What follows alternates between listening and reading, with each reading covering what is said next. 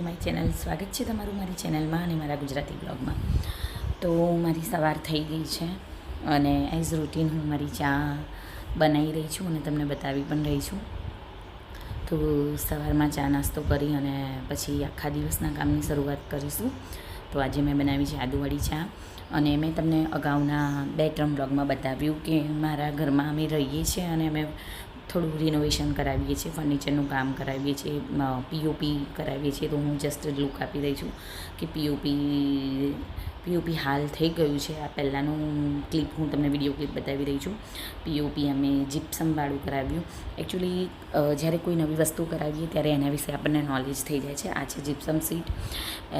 મને ખબર જ નથી કે પીઓપી પણ 2 પ્રકારના હોય, એમાં જીપ્સમ પણ આવે છે અને બીજું જે પીઓપી પહેલેથી થતું આવે છે એ પણ આવે છે. તો ઘણી બધી જાણકારી પણ મળી, ઘણી બધી વસ્તુઓ કરાવવામાં, જેમ કે પીઓપી થઈ ગયા પછી આપણી લાઇટ કઈ યુઝ કરવી, કઈ વોરંટીમાં આવે છે, કઈ સારી આવે છે.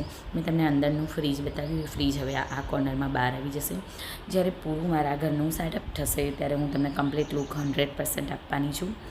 પરંતુ આ હું તમને પહેલાંનો લુક બતાવી રહી છું. તમે જોઈ શકો છો એ મારા જે ઘરની બારીઓ છે એમાં પણ અમે બહુ જ ગંદી થઈ ગઈ હતી, તો બ્લેક કલર કરાવ્યો. એક ભાઈ ફર્નિચરનું કામ કરે છે, ફેવિકોલ લગાવી રહ્યા છે. એમનું નામ આકાશભાઈ છે અને ગેલેરીમાં પણ એક ભાઈ હતા. સાથે સાથે રક્ષાબંધન પણ આવે છે. તો હું રાખડી જે મારા માટે લઈ આવી છું, મીન્સ આ ચીકુ મીકુની રાખડી છે અને આ ચીકુ મીકુની તમને હું રાખડી બતાવી રહી છું. ચીકુ મીકુએ આ વખત ગણપતિ ભગવાનવાળી રાખડી, મહાકાલવાળી રાખડી, રાધાકૃષ્ણવાળી રાખડી પસંદ કરી છે. આ રાખડી મીકુએ અવી માટે લીધી છે. અને હું તમને આ રાખડીની ખાસિયત કહું તો આ રાખડી બધી ઘરે બનાવેલી રાખડી છે, હોમમેડ રાખડી છે. અમે જ્યાં રહીએ છીએ ત્યાં અમારી સોસાયટીમાં જ એક બેન આવી રીતના રાખડીનું દર વર્ષે સ્ટોલ કરે છે. અલગ અલગ જગ્યાએ એ સ્ટોલ કરી અને એમની રાખડી વેચે છે. તો પછી બેન બનાવતા હોય તો પછી મેં એમની પાસે આ વખત મંગાવી હતી અને એમને મને એક બોક્સમાં આપી હતી. તો અમે આ વખત એમની પાસેથી ઘણી રાખડી લીધી છે અને આ રાખડી છે મારી રાખડી. મારા 2 ભાઈ છે તો મારે 2 જ રાખડી લેવાની હોય છે. તો આ વખતે હું જ્વેલર્સની દુકાને જઈ અને ફર્સ્ટ ટાઈમ મેં ચાંદીની રાખડી લીધી છે મારા ભાઈ માટે.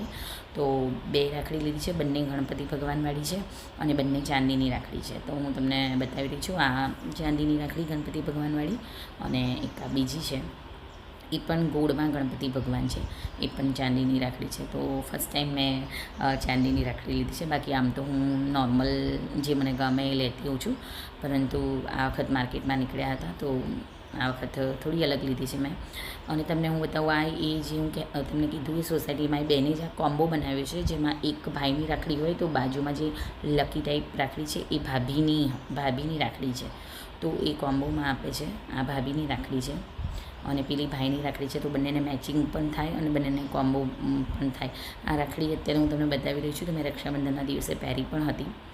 તો મને પણ જે અમારા કામવાળા બેન છે એ હંમેશા નિલેશને રાખડી બાંધવા આવે છે, તો એ મારી માટે આ જ રાખડી લાવ્યા હતા. એમને પણ એ બેન પાસેથી જ લીધી હતી. તો આ રાખડી, બંને રાખડી કોમ્બોમાં તમે માનશો નહીં, 120 રૂપિયાનો કોમ્બો હતો.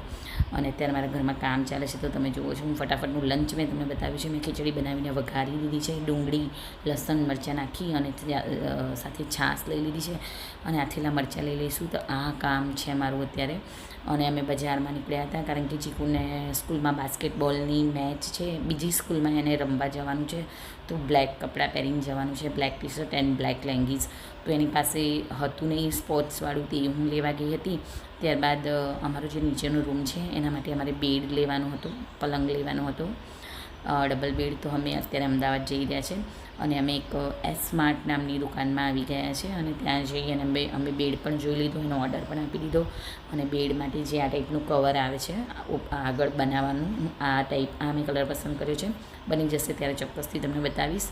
તો બધું મારું કામ ચાલે છે, સેટઅપ થશે તો ચોક્કસથી તમને બતાવી દઈશ.